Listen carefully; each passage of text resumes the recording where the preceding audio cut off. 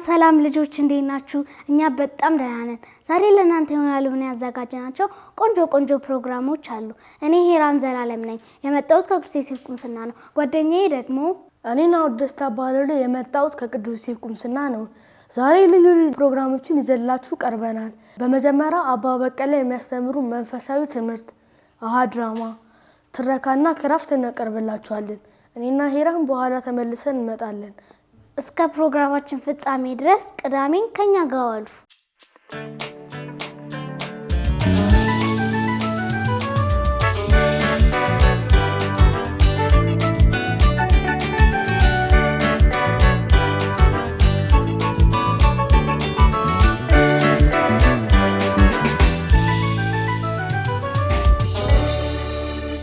ልጆች እንደምን ዋላችሁ? በጣም አመሰግናችኋለሁ ዛሬ ለዚህ መንፈሳዊ ትምህርት በመምጣታችሁ። አሁን የምንማረውን ትምህርት ከመጀመራችን በፊት ጸሎት እናደርጋለን። እንዘጋጅ። በስመ አብ ወልድ መንፈስ ቅዱስ አሐዱ አምላክ አሜን። በሰማይ የምትኖር አባታችን ሆይ ስምህ ይመስገን፣ መንግስትህ ትምጣ፣ ፍቃድህ በሰማይ እንደሆነ እንዲሁም በምድር ይሁን። የዕለት እንጀራችንን ዛሬ ስጠን፣ እኛ የበደሉን ይቅር እንደምንል በደላችን ይቅር በልልን፣ ከክፉ ሁሉ ሰውረን እንጂ ወደ ፈተና አታግባን፣ መንግስት ኃይልና ምስጋና ለዘላለም ያንተ ነውና አሜን። ጸጋ የሞላሽ ማርያም ሆይ ሰላም ላንቺ ይሁን፣ እግዚአብሔር ካንቺ ጋር ነው፣ ከሴቶች ሁሉ የተባረክሽ ነሽ፣ የሆድሽም ፍሬ ኢየሱስ የተባረከ ነው። ቅድስት ማርያም የአምላክ እናት ለእኛ ለኃጢአተኞች አሁንም በሞታችን ጊዜ ለምኝ። ለአብና ለወልድ ለመንፈስ ቅዱስ ምስጋና ይሁን አሁንም ዘወትርም ለዘላለሙ አሜን። በስመ አብ ወልድ ለመንፈስ ቅዱስ አሐዱ አምላክ አሜን። ዛሬ የምንማረው አጥማቂው ዮሐንስ ማን ነው? አጥማቂው ዮሐንስ ማን ነው የሚል ስለ አጥማቂው ዮሐንስ ማንነትና መንፈሳዊነት እንደዚሁም ደግሞ መጽሐፍ ቅዱስ ስለ አጥማቂው ዮሐንስ ምን ይላል፣ ጌታችን ኢየሱስ ክርስቶስ ስለ አጥማቂው ዮሐንስ ምን አለ የሚሉ ነገሮች እንማራለን።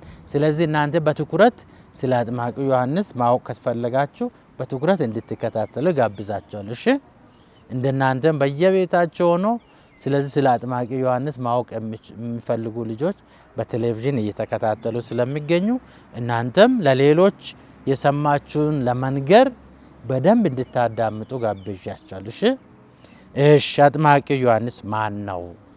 አጥማቂው ዮሐንስ አባቱ አይሁዳዊ የቤተ መቅደስ ካህን ወይ አገልጋይ የነበረ ሲሆን ይህንኑም ስለ አጥማቂው ዮሐንስ አባትና ስለ ዘካርያስ ነው። ስሙ ዘካርያስ ነው። ስለ ዘካርያስና ስለ እናቱ ኤልሳቤጥ በሉቃስ ወንጌል ምዕራፍ 1 ላይ እናገኛለን። እንዴት እንደተወለደ፣ እንዴት መልአኩ እንደተገለጠለት ለዘካርያስ ማለት ነው፣ የት እንደተገለጠ ሁሉ ይናገራል። ታሪኩ እንዴት ነው?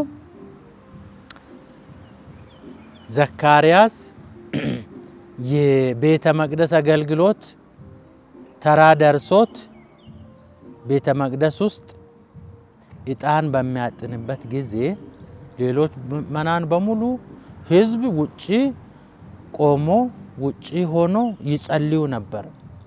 ዘካርያስ ቤተ መቅደስ ውስጥ ገብቶ ዕጣን ሲያጥን መልአኩ ገብርኤል በቤተ መቅደስ ውስጥ ቆሞ ታየው። ከዛ በኋላ ዘካርያስ በጣም ደነገጠ። ምንድነው አየሁት ብሎ ማለት ሰማችሁኝ? ከዛ በኋላ ዘካርያስ ወይ አትፍራ፣ ጸሎትህ ተሰምቶልሃል፣ ኤልሳቤጥ ወንድ ልጅ ትጸንሳለች ትወልዳለችም ብሎ ይነግረዋል ለዘካርያስ። በዚህ ጊዜ እኔም አርጅቻለሁ፣ ባለቤቴም ኤልሳቤጥ አርጅታለች፣ ይሄ ነገር እንዴት ሊሆን ይችላል ብሎ ለቅዱስ ገብርኤል ጥያቄ ያቀርባል። እሱ ደግሞ እኔ ከእግዚአብሔር ዘንድ የተላኩ ገብርኤል ነኝ። ይሄንን እንድልክ የላከኝ እግዚአብሔር ነው። ስለዚህ እኔ ያመጣሁትን መልእክት ባለመስማት ለተወሰነ ጊዜ መናገር አትችልም፣ ድዳት ይሆናል ያለው። ከዛ በኋላ ቤተ መቅደስ ውስጥ ካገለገለው ሲወጣ መናገር አልቻለም። ማን? ዘካርያስ። ከዛ በኋላ የሆነ ነገር እንደተገለጠለት ተረዱና በቃ መናገር በምልክት ይነግራቸው ነበር። ቆይቶ ዘካርያስ ተጸነሰ። ማን ነው? አጥማቂ ዮሐንስ ተጸነሰ። ኤልሳቤጥ ጸንሳ በመጨረሻ ወንድ ልጅ ወለደች። ወንድ ልጅ በምትወልድበት ጊዜ ገና አፉ እንደተዘጋ ነው። ስሙ ማን እንዲባል ትፈልጋል ተብሎ ሲጠየቅ ዮሐንስ እንዲባል ብሎ በምልክት ጻፈ። ማን? ዘካርያስ። አጥማቂው ዮሐንስ ሲወለድ ማለት ነው። ስለዚህ ዮሐንስ ተባለ። ከዛም አፉ ተከፈተ። የእግዚአብሔር ድንቅ ስራ አለ፣ የሚገርም ነው። እና ከዛ አጥማቂው ዮሐንስ እያደገ ሄደ። ኤልሳቤጥ ደግሞ በእግዚአብሔር መንፈስ ተሞልታ፣ ሁለቱም በፈሪሃ እግዚአብሔር የሚኖሩ ሰዎች ነበሩ። ስለዚህ ዘካርያስ አይሁዳዊና የቤተ መቅደስ አገልጋይ ካህን ነበረ እና ኤልሳቤጥ ደግሞ የእመቤታችን ድንግል ማርያም ዘመድ ነበረች። ማርያም ስትጎበኝ ኤልሳቤጥ ከጸነሰች ዮሐንስን ከጸነሰች 6 ወር ሆኖት ነበር። እመቤታችን ድንግል ማርያም ኤልሳቤጥ ስትጎበኝ ስንት ዓመት ሆኖ ነበር? አጥማቂው ዮሐንስ በእናቱ ማኅፀን ውስጥ 6 ወር ሆኖት ነበር። ከዛ በኋላ ማርያም ስትጎበኝ በማኅፀኗ የነበረው ሕፃን በደስታ ዘለለ። ያ በማኅፀኗ የነበረው ማን ነው? አጥማቂው ዮሐንስ ማለት ነው። ኢየሱስ ገና እንደተጸነሰ ሲጎበኝ ማለት ነው። በዚህ ኤልሳቤጥ እግዚአብሔርን በጣም አመሰገነች። ከዛ በኋላ ያለውን የእድሜ ጊዜ አይነግርም። ከዛ በኋላ ምንድነው? አጥማቂው ዮሐንስ ወደ በረሃ ሄዶ የእግዚአብሔር መንግስት ቀርባለችና ንስሐ ግቡ እያለ ይሰብክ እንደነበረ መጽሐፍ ቅዱስ ይናገራል። የት? ወደ በረሃ ሄዶ ከዛም ደግሞ በዮርዳኖስ ወንዝ ህዝብን ያጠምቅ ነበር።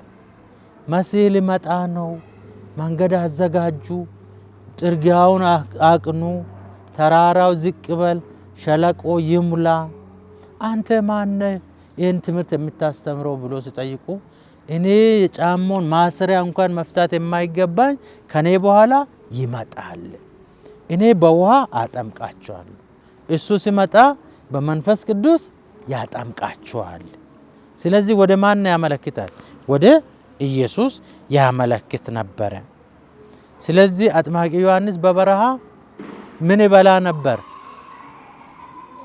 የበረሃ አንበጣና የበረሃ ማር ይበላ ነበር። ምግቡም እሱ ብቻ ነበር። ስለዚህ ምን ያደርግ ነበር? በጾም በጸሎት በተጋድሎ እግዚአብሔርን የሚከተል ሰው ነበር። ገብቷቸውን? በጾም በጸሎት ይሄ በተጋድሎ ራሱን ዝቅ አድርጎ እግዚአብሔርን የሚያገለግል ሰው ነበረ። ከዛም ባሻገር ደግሞ አጥማቂ ዮሐንስ ያለ ፍርሃት በድፍረት ለሕዝቡ ከኃጢአት እንዲመለሱ እውነትን የሚያስተምር ሰው ነበረ። ከምን እንዲመለሱ?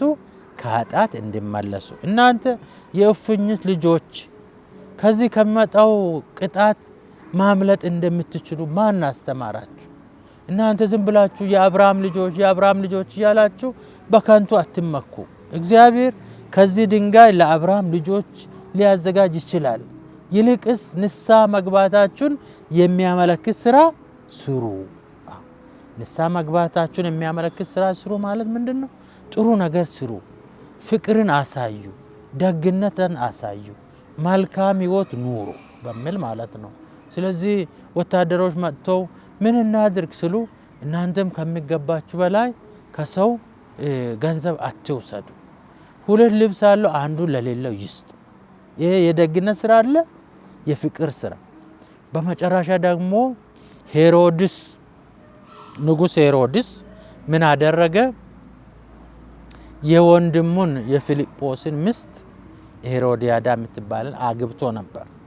ከዛ በኋላ ለራሱ ያንን ሚስት ወሰደ። ሲወስድ የፊልጶስን ሚስት ሄሮድስ ንጉሥ ሲወስድ እሱ ዝም አላለም። የወንድምን ሚስት ለራስ መውሰድ ተገቢ አይደለም፣ ስለዚህ አንተ ከባለቤት ጋር ኑር፣ ይሄ ትክክል አይደለም ብሎ ስለተናገረ እቺ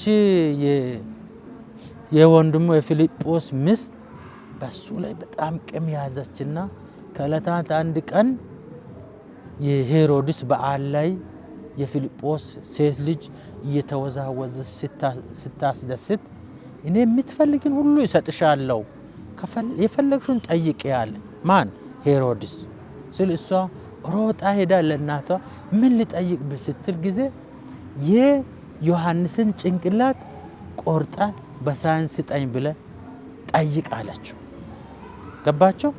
እንደዛ የዮሐንስን ጭንቅላት በእስር ቤት ቆርጦ በሳይን አመጡ። ይሄ ትክክል ነው? ትክክል አይደለም።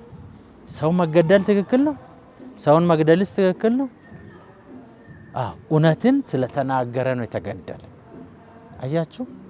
እውነት የሚናገሩት እንደው ብንገደልም ብንሰደብም ብንገረፍም ምን እናድርግ? እውነት እንናገር እንደ አጥማቂው ዮሐንስ። ገብቷቸዋል?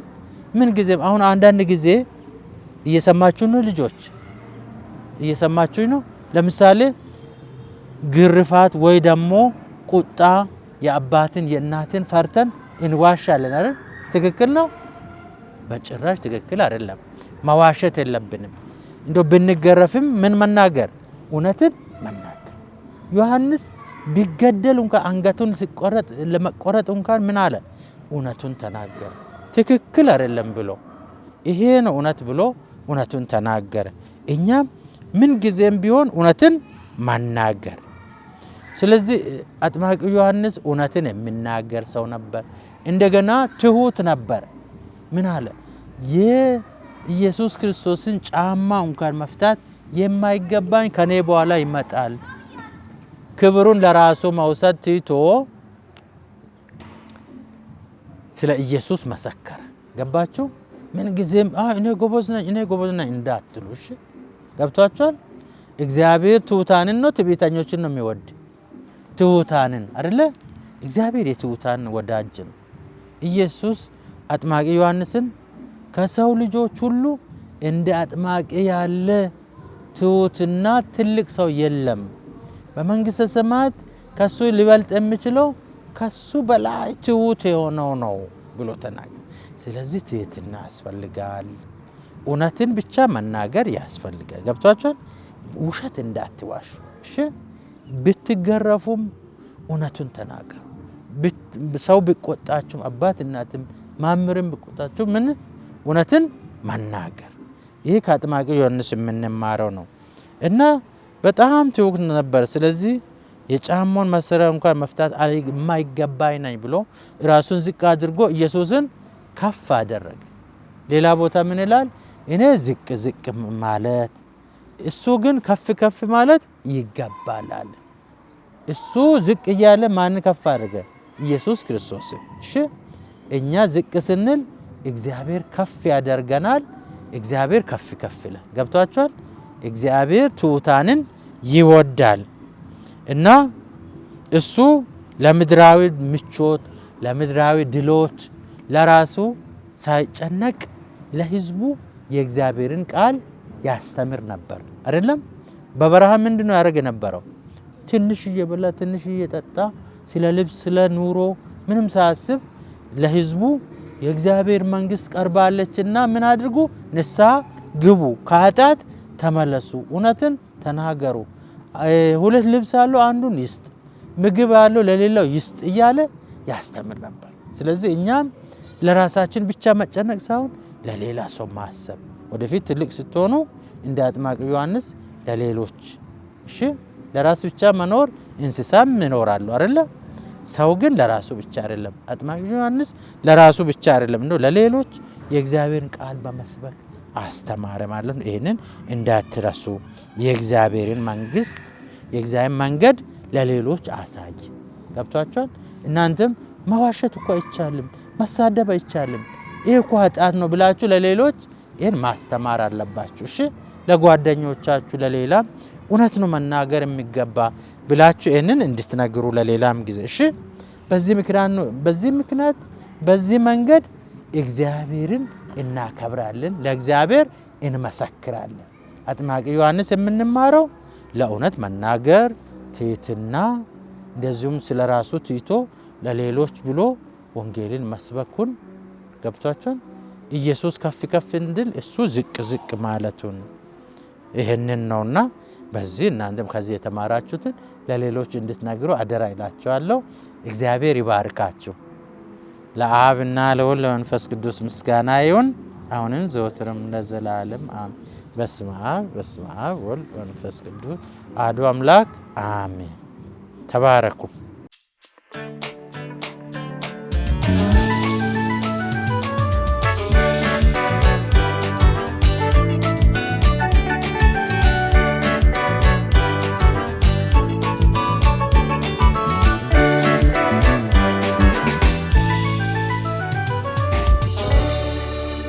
ሰላም ልጆች እንዴት ናችሁ? ዛሬ ተመልሰን መተናል በአዲስ የክራፍት ስራ። ስለዚህ ዛሬ የምንሰራው የውሃ ጉድጓድ ማውጫ ነው የሚሆነው። ስለዚህ አብረን የምንሰራው እኔ ተስፋዬ ወንድሙ ከኪዳነ ምሕረት ቁምስና።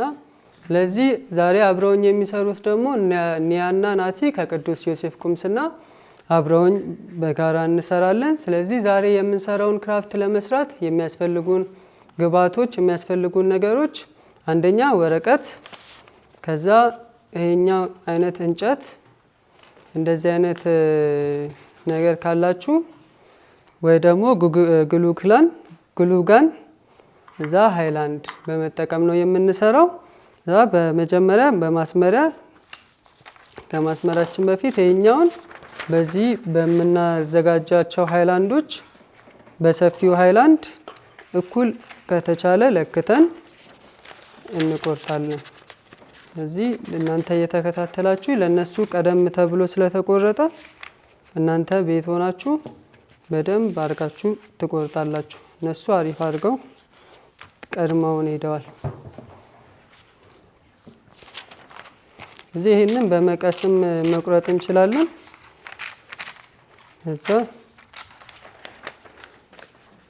እዚህ እችኛዋን የምንቆርጠው ለምንድን ነው? ይሄኛውን ለመስራት ነው። አያችሁ ሽፍን እንዲያደርገው ጉድጓዳችንን ለመግለጽ ነው። ይሄንኛውን እንቆርጣለን። ከዛ በኋላ ይሄኛውን ደግሞ እንጨቶቹን በግሉጋን ይሄኛው እንዲያቆምልን ልክ እንደ ድጋፍ ማለት ነው ማውጫውን እቺ ግሉጋናችንን በመጠቀም ጫፉ ላይ እንዲያርገን ቀስ አርገን እንትን እንላለን። አንደኛው ላይ እዛን አርገን እኩል አርገን እናረጋለን፣ እናጣብቃቸዋለን። እና እንዲመጣልኝ እኔ የእናንተ ደግሞ አሪፍ ሆኖ ይመጣላችኋል። ከሱ ቀጥሎ ሌላኛውንም በተመሳሳይ መልኩ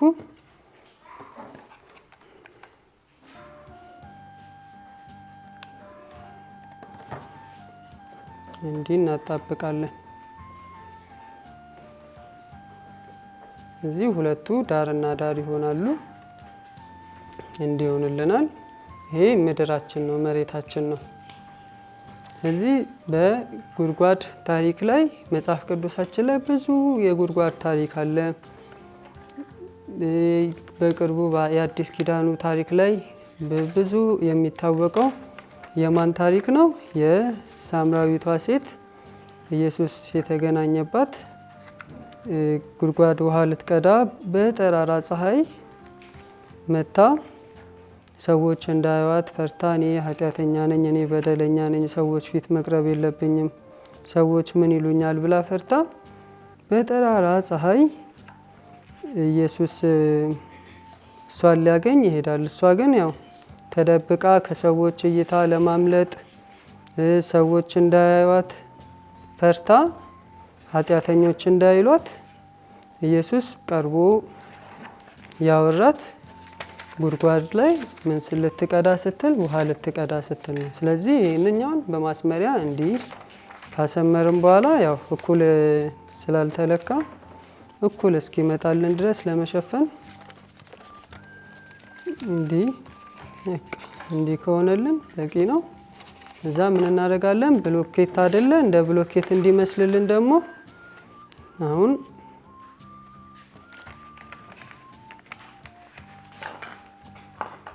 እኩል እንዲመጣልን ካረግን በኋላ ብሎኬት እንዲመስልልን ሁሉም ቦታ ርቀት እየሰጠን እናሰምራለን። ይሄኛው ጉድጓዳችን ሆኖ እንደ ማስዋቢያ ይሆነናል። እዚህ የጉድጓድ ታሪክ እንደ ቀደም እየነገርኳችሁ እንዳለሁት የሳምራዊቷ ሴት እዛ የእሷ ታሪክ ኢየሱስ ክርስቶስ ሕይወቷን የቀየረበት የእሷን ታሪክ ትዝ ይለናል፣ ያስታውሰናል። በቅርቡ ካለው ታሪኮች አንዱ ነው። ያው በፊት ጉድጓድ ይቆፍራሉ ውሃ ስላልነበረ እንዳሁን እንዳለን ታሪክ አሁን ቤታችን ከቧንቧ ውሃ እንቀዳለን። በፊት ግን ጉድጓድ ቆፍረው ውሃ ያለበትን ፈልገው በዛ ነው እንትን የሚሉት። እዚህ ልጆች አሪፍ እየመጣላችሁ ነው። እንዴት ነው ስራዬ እያላችሁ አሳዩ ለቤተሰቦቻችሁ። እዛኛም እነሱን ያው እያየን ነው። ጥሩ እየመጣላቸው ነው።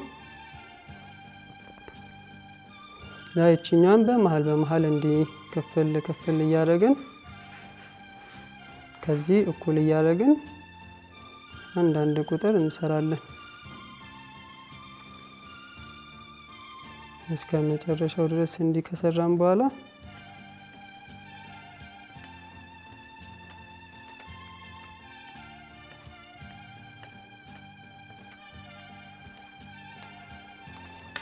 እዛ ይችኛዋን ከጨረስን ማጣበቂያ በመጠቀም እቺን እንቀባታለን። ዙሪያውን ከሳልንበት ተቃራኒ ጫፏን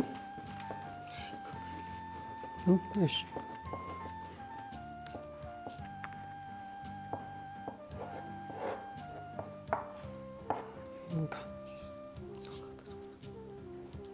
አንቺም ዙሪያ ገልብጩና ጀርባውን ገልብጠ እናንተም ጀርባውን ከሳላችሁበት ጀርባ ነው የምትቀቡት። ማጣበቂያችሁን ግሉም ሊሆን ይችላል። ማንኛውም ያጣብቅልኛል የምትሉት ማቴሪያል ሊያጣብቅላችሁ ይችላል። ስለዚህ ዳሩ ጋር በደንብ አድርጋችሁ ቀቡና እዛ እንዲህ አሽከርክሩት አንድ ላይ እንዲይዝልን። ያው አሁን ሃይላንድ መሆኑ ቀርቶ ጉድጓድ ሆኗል።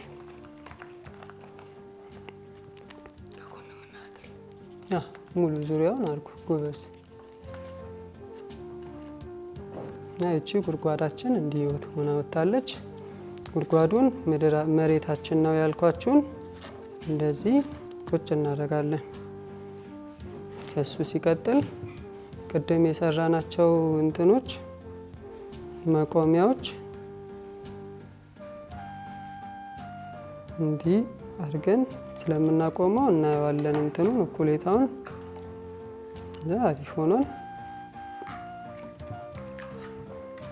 ለመቋሚያችን እንዲሆን ይህኛውን ትንሽ ሰበር አድርገን የምናዘጋጀው እንትን ይኖራል እንጨት። እሱንም በግሉ ጋር ትንሽ አድርገን ለማጣበቂያ እንዲረዳን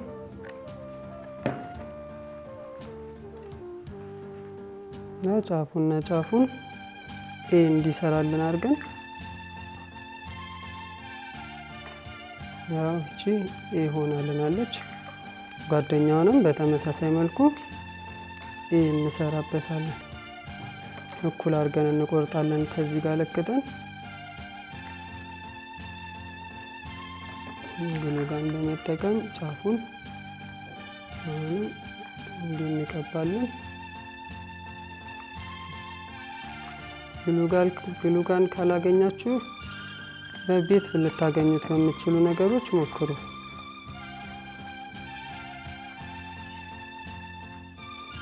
እሺ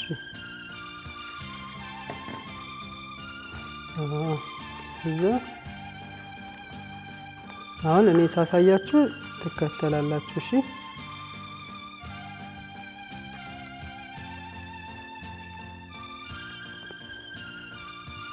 እሺ ስለዚህ ይሄኛውን ከሰራን አንደኛውን ምን እናደርጋለን? እዚህ ጋር ነው የምናስቀምጠው። አንደኛውን ደግሞ እዚህ ጋር ነው የምናስቀምጠው።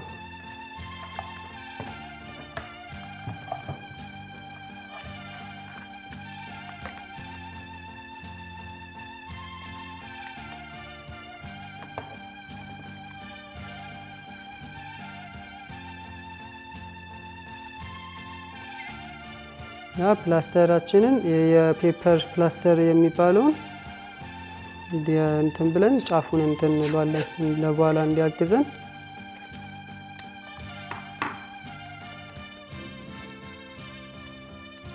ጫፍ ካጣበቅነው ላይ ጥቅልል እናደርገዋለን። ይሄ በኋላ ይጠቅመናል።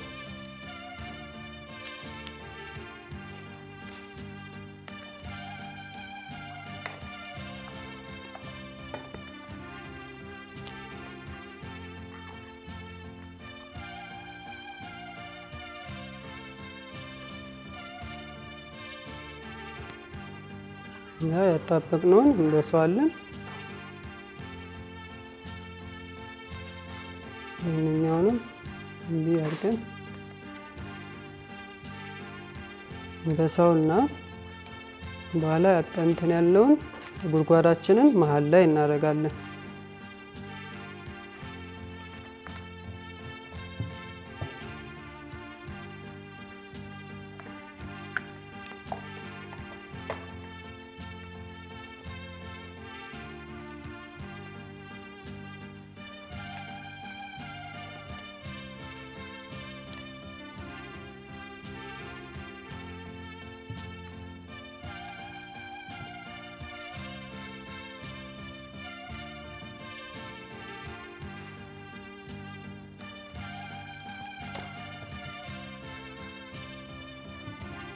ከእንትኑ ጋር እንዲያያዝልን ትንሽ ቀስ ብለን እንበሳውና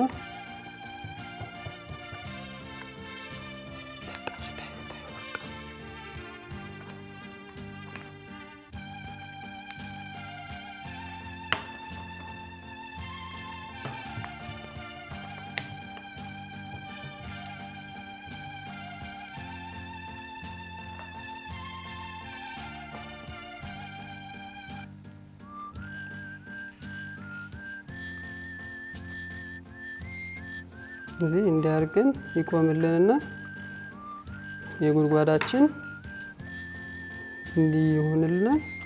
በኋላ ክሩ በክር እንትን አድርገን ሃይላንድ ወይ ሌላም አነስ ያለ ነገር ሊገባ የሚችል ውሃ አድርገን እንቋጥረዋለን። እንዲህ ከዚህ ጋር እንዴት ነው የሚያወጡት?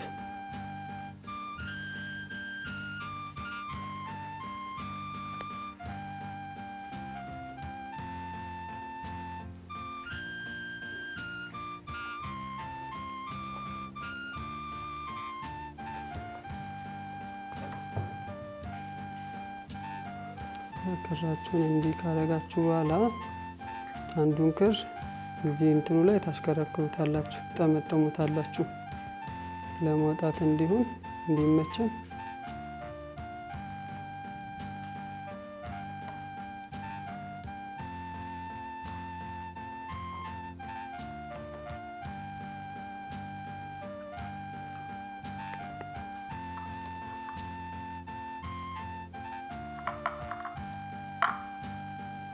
አንዱን እንዲህ ታስሩትና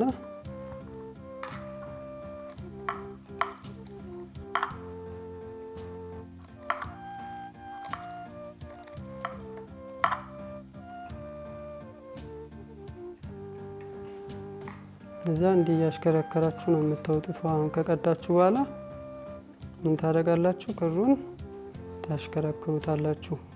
ይሄ ጉድጓድ ውስጥ ውሃ አለ ማለት ውሃ አለ ብላችሁ አስቡና እዛ እንዲህ ያደርጋችሁ ውሃውን ይዞት ያሽከረከራችሁ ውሃ አገኘን ማለት ነው። ከጨረስን በኋላ እንመልሷለን።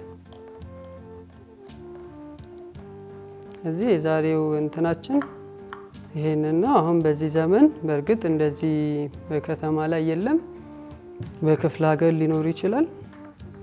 ስለዚህ በፊት በድሮ ጊዜ እናቶቻችን አባቶቻችን ውሃ ለማግኘት ጉድጓድ ይቆፍራሉ። ጉድጓድ ቆፍረው እንዲሰርተው ከጉድጓዱ ውሃ ለማውጣት የሚጠቀሙበት ዘዴ ነው። ስለዚህ ያው የታሪኩን ቅድም እንደነገርኳችሁ አንድ የታዋቂ የሆነ ከመጽሐፍ ቅዱሳችን ላይ ያለ ታሪክ ነግሬያችኋለሁ ስለ ሳምራዊቷ ሴት። እቺ ሴት ባሎች ነበሯት። በዛ ምክንያት በሰዎች ዘንድ ትጠላ ነበር። እዚህ በዛ ህፍረት አፍራ ሰዎች እንዳያዩኝ፣ ሰዎች እንዳያገኙኝ፣ እንዳያሾፉብኝ ብላ በመፍራት በቀትር ፀሐይ ላይ ሰዎች በማይገኙበት ሰዓት ላይ ስትሄድ ኢየሱስ ክርስቶስ ተገናኝቶ ህይወቷን እንደቀየረው ተነጋግረናል። እዚህ ያው እኛም ደግሞ አሁን በህይወታችን ላይ የሚገጥሙ ነገሮች ላይ ሰዎችን ማማከር እንዳለብን፣ ከዛ ኢየሱስ ክርስቶስ በሁሉ ነገር ልክ ችግር ሲገጥመን፣ ስናዝን፣ ስንፈራ፣ ስንደነግጥ ሄደን ቅዱስ ቁርባን ፊት ድፍት ብለን ኢየሱስ ክርስቶስን ይቅር በለኝ ብንለው፣ ብናዋየው፣ ብናማክረው የሚሰማ አምላክ እንደሆነ እና ሰዎች ላይ አለመፍረድ እንዳለብን እንማራለን።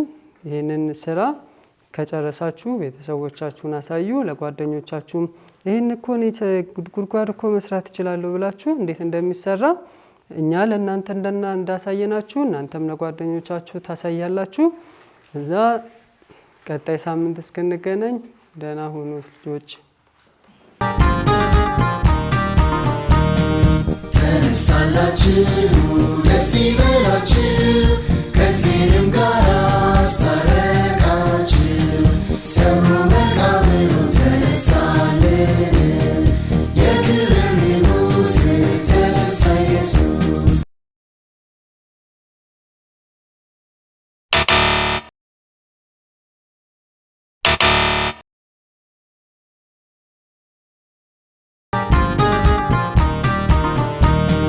ተነሳላችሁ ደስ ይበላችሁ ከእግዚአብሔርም ጋር አስታረቃችሁ። ሰብሮ መቃብሩን ተነሳልን የክብር ንጉሥ ተነሳ ኢየሱስ።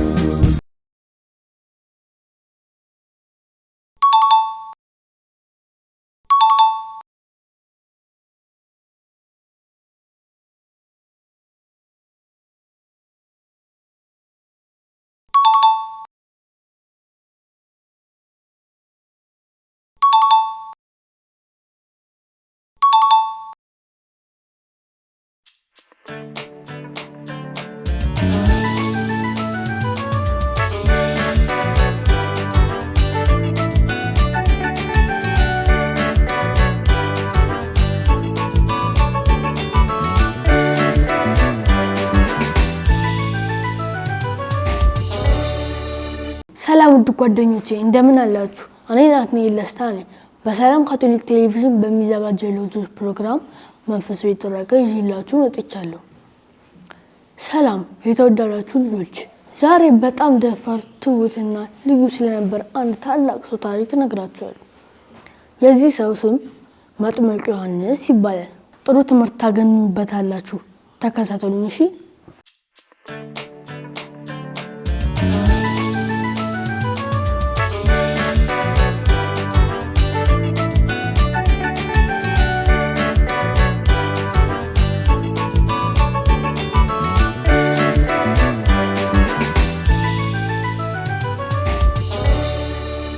ዮሐንስ የተወለደው ዘካርያስና ኤልሳቤጥ ከሚባሉ በጣም ጥሩና እግዚአብሔርን ከሚወዱ ወላጆች ነው። አርጅተውም ስለነበር ልጅ አልነበራቸውም። ነገር ግን አንድ ቀን ቅዱስ ገብርኤል የሚባለው መልአክ መጥቶ ልጅ እንደሚወልዱ አበሰራቸው። አምላክ ዮሐንስ ገና ከልጅነቱ ጀምሮ ለአንድ ትልቅ ዓላማ መርጦት ነበር። ይህም ዓላማ ኢየሱስ ክርስቶስ ወደ ምድር ሲመጣ ሰዎችን ማዘጋጀት ነበር። ልጆች አንድ ትልቅ ንጉስ አሊያም ታዋቂ እንግዳ ወደ ቤታችሁ ሲመጣ አስቀድሞ እንግዳ እየመጣ ነው፣ መንገዱን አጽዱ፣ ተዘጋጁ ብሎ የሚነገራችሁ ሰው አለ አይደል? የዮሐንስ ዋና ስራም ልክ እንደዚህ ነበር። የሰዎችን ልብ ለኢየሱስ ማዘጋጀት። ዮሐንስ ሲያድግ በከተማ ውስጥ አልኖረም፣ ወደ በረሃ ሄደ እንጂ የሚለብሰውም ልብስ ከግመል ጠጉር የተሰራ ሸካራ ልብስ ሲሆን በወገቡ የቆዳ ቀበቶ ይታጠቅ ነበር። ምግብ ደግሞ የበረሃ አንበጣና የዱር ማር ነበር። ዮሐንስ ለምን እንደዚህ ኖረ? ምክንያቱም እሱ ስለ ቆንጆ ልብስ ወይም ጣፋጭ ምግብ ሳይሆን ሙሉ ጊዜውን ስለ እግዚአብሔር በማሰብና ሰዎችን ወደ ንስሐ በመጥራት ማሳለፍ ይፈልግ ስለነበር ነው። ሰዎች ከየቦታው ወደሱ በረሃ ድረስ ይመጡ ነበር። እሱም መጥፎ ስራችሁን ተዉ፣ ንስሐ ግቡ፣ አምላክን ውደዱ እያለ ያስተምራቸው ነበር። ንስሐ መግባት ማለት ምን ማለት ነው? ለምሳሌ የእናታችሁ እቃ ሰብራችሁ ወይም ጓደኛችሁን ገፍታችሁ ይቅርታ ስትሉ እና ዳግመኛ ጥፋት ላለማድረግ ስትወስኑ ማለት ነው። ዮሐንስ ሰዎች መጥፎ ነገራቸውን ትተው ይቅርታ እንዲጠይቁ መከራቸው።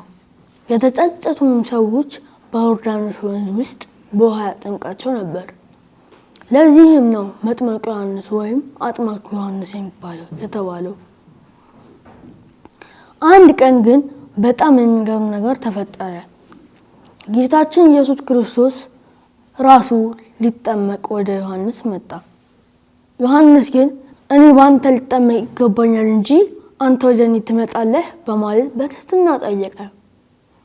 ነገር ግን ኢየሱስ የእግዚአብሔርን ፍቃድ ለመፈጸም መጠበቅ እንዳለበት ነገረው። ዮሐንስ ኢየሱስን ሲያጠምቀው ሰማይ ተከፈተ፣ መንፈስ ቅዱስም እንደ ርግብ ወረደ። ከሰማይም በእርሱ ደስ የሚለኝ የምወደው ልጄ ይህ ነው የሚል የእግዚአብሔር ድምፅ ተሰማ። ዮሐንስ በጣም ታዋቂ ቢሆንም ሁልጊዜ ከኔ ኢየሱስ ይበልጣል በማለት ራሱን ዝቅ አደረገ። እኛም ጉረኞች ሳንሆን ሌሎችን ማክበር አለብን። እኛም ስለ መልካምነትና ስለ ፍቅር ለጓደኞቻችን በመንገር የሰዎች ልብ ማዘጋጀት እንችላለን። ልጆች እናንተም ልክ እንደ ዮሐንስ በእግዚአብሔር የተወደዳችሁና መልካም ነገር እንድትሰሩ የተፈጠራችሁ ልዩ ናችሁ። የዛሬን ትረካ እንደወደዳችሁ ተስፋ አደርጋለሁ። ስላዳመጣችሁን በጣም አመሰግናለሁ። ሳምንት በሌላ ታሪክ እስከንገናኝ ድረስ ደህና ቆዩ።